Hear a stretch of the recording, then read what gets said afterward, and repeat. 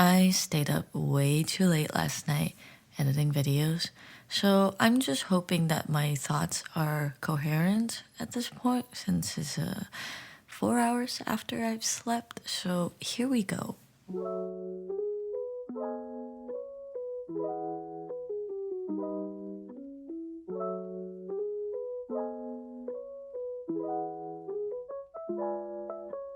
Last week, I noticed that there was a problem. Well, it's not a recent problem, it's an ongoing problem, but I just did not know if I was in the right place to discuss about it amidst everything that is happening with the AAPI hate crimes going on right now. Well, what I'm about to discuss is not as severe as the events that's going on at home. However, it's something that kind of sort of bothered me and I did not know how to resolve it. It's a complicated feeling. Now, some of you know that I am currently a English and an English teacher teaching in South Korea. And South Korea is one of the countries in Asia that still holds a little bit of prejudice against other race. I don't know how to say this to be 100% correct, but sadly it's a little bit well known that they still have this against other race such as Chinese or Japanese. And I mean, I understand the reasoning behind it for the most part because most of it had to do with the war that happened in the past as for Japan and China as well. So I am Chinese, or to be specific, I'm Chinese American. And I'm teaching kids who are between the age of like 6 and 16. So because of my appearance, I'm often mistaken as a Korean teacher because I look Asian, right? And I've been told by many other people that I have Korean-like features.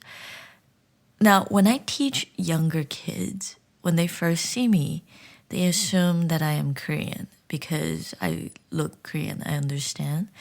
And then when I tell them that I am not Korean, they go on to guess what ethnicity I actually am.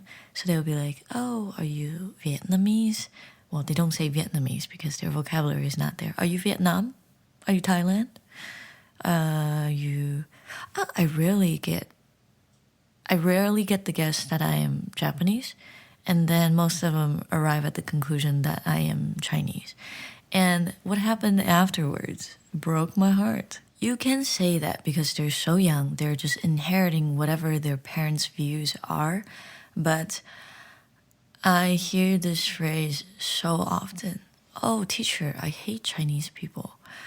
How do I explain to you that, first of all, I don't even know if I'm in the right place to go against your parents' view because to a kid, their parents is always right. And for me to break that feels a little inappropriate, but at the same time, I feel like it's necessary. However, they are so young and they don't understand. Like, how do I explain racism to kids at that young age with the limited English skills that they have? Like, if you want me to explain why it's wrong or why it's not appropriate to these kids, if only they spoke English and could understand me, then we can have a conversation. But I'm teaching some kids, like first, second grade kids who barely speaks any English, and but is telling me that, yo, teacher, I hate Chinese, and you are Chinese. But I'm confused. Teacher, I kind of like you, but you're Chinese, so maybe I shouldn't like you. Like, how do I? It has gotten to a point where I feel uncomfortable sharing my ethnicity to these kids. I felt like if I had told them where I was from, I would be labeled before they actually get to know me, get to know my personality, and then define what kind of person Julie Teacher is. It gotten so common, especially after COVID, and since COVID started in China, they draw this connection that, oh, Chinese people are bad because they started coronavirus. I feel like the blame should not be given to every single Chinese person living on this planet. But of course, kids at that age don't have that concept yet.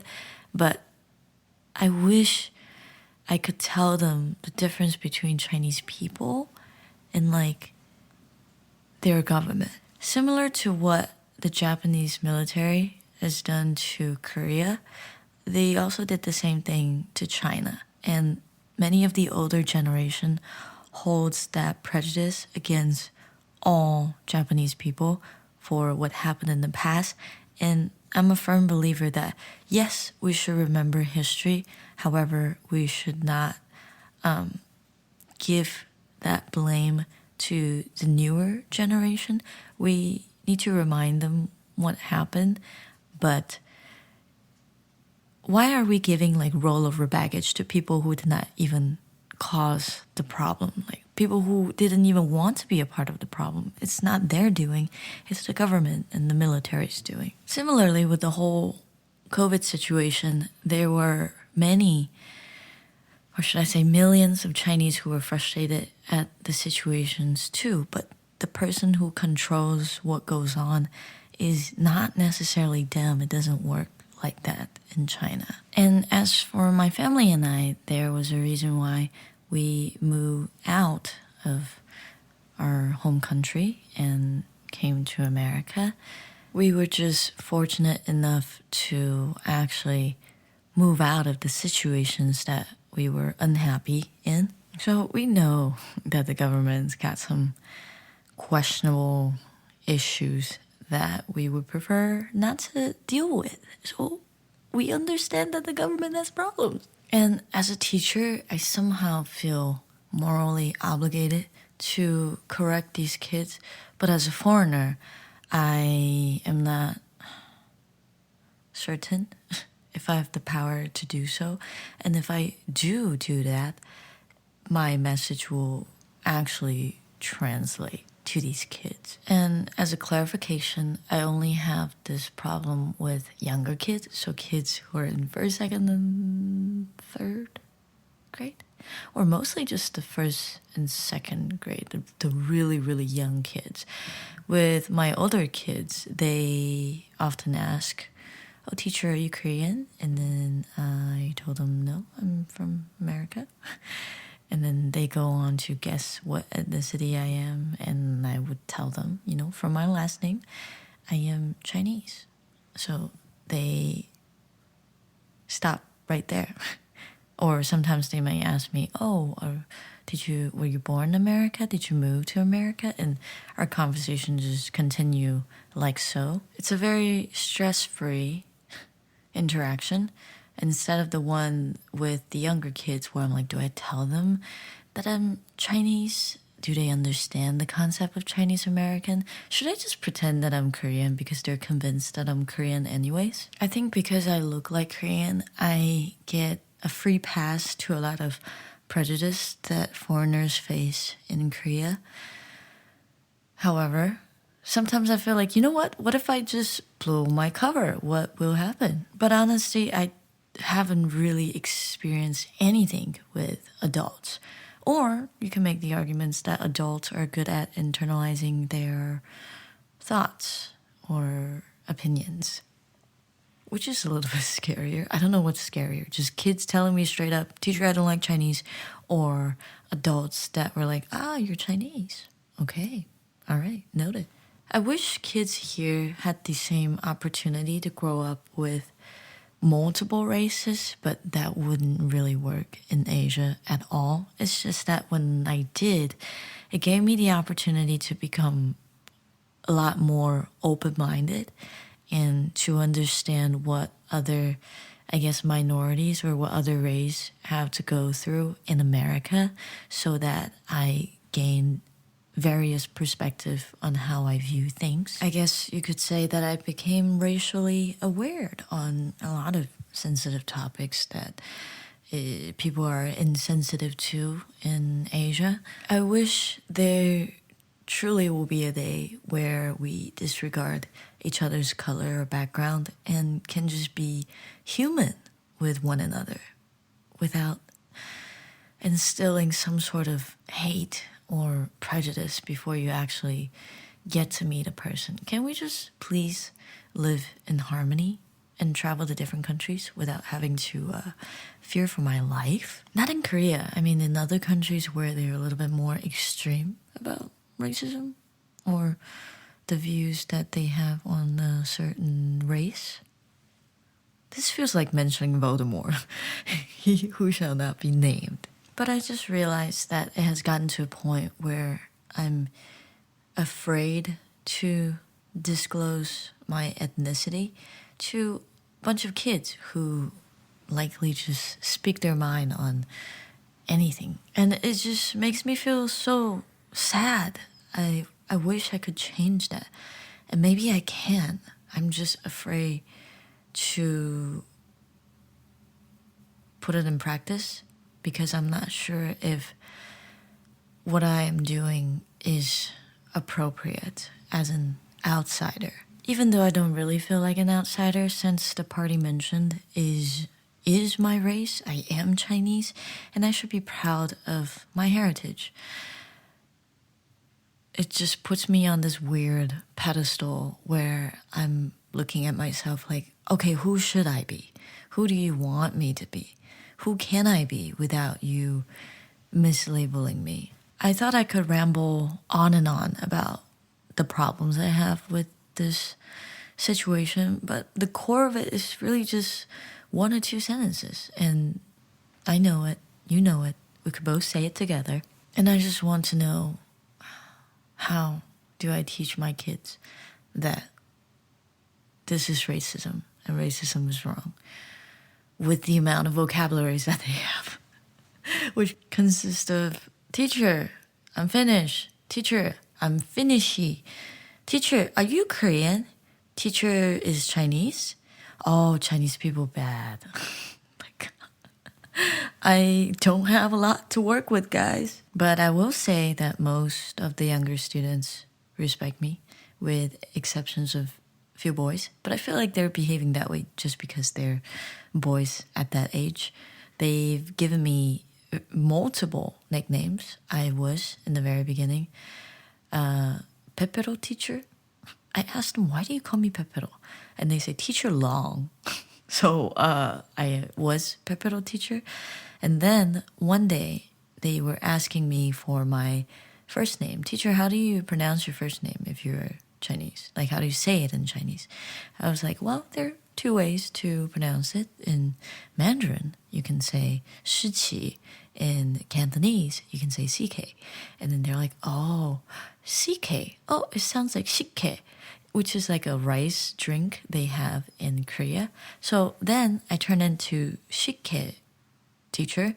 And then also, they try to pronounce my name, and somehow they went from SHIQI to Shiki, chicken teacher. You are chicken teacher. So I was now Pepero teacher, Shike teacher, and also chicken teacher. So I'll be walking down the hallway, and they'll be like, oh, chicken teacher, Shike teacher, chicken teacher, oh, Pepero teacher. So they never call me by my real name. What is going on? Then eventually, a few days ago, I don't know what happened in my brain. I wasn't really functioning. I was wearing purple 2 days in a row. And they were like, teacher, why are you wearing purple today? I jokingly said that, oh, because today is goguma day, like sweet potato day. And they're like, what? Really? Today is goguma day? I didn't know such day existed. I was like, it doesn't. You don't know because it doesn't exist. Then they started calling me Koguma teacher. And because the notebook that I have to record the kids' grade, it's like how should I describe it? It's a very plain notebook, but it has the scenery of Jeju Island. So on the front of the notebook, it says 안녕 Jeju. It's like, hello Jeju. And then they saw my notebook and they were like, oh, you're a Jeju teacher. Yeah, you're from Jeju. You're not Chinese. You're Jeju. I'm like, oh, okay.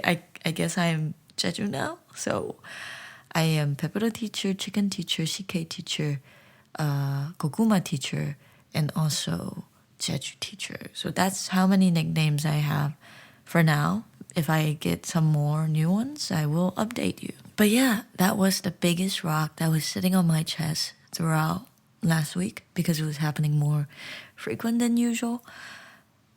But I'm glad I get to express it somehow, especially here in the podcast where I feel safe because it's my podcast. And I want to put it, well, wow, that was not in English. And I wanted to put it somewhere where other people can hear my thoughts because I felt like some people need to hear this message. I'm not trying to explain to kids because you guys are not kids. However, some people do be behaving like they're kids and not understand the simple concept that we're all human, regardless of what skin we're in. I'm wishing for a little less evil in the world today, and I'm also wishing you another great beginning to a new week because it should be Sunday at home and it's Monday here in Korea. So let's start our day with a little bit of positivity. Thank you for tuning in to the 29th episode of Lactose Intolerant. I'm happy to be here and I'm happy that you are here as well. I hope you all are safe and be careful. I'll see you next week.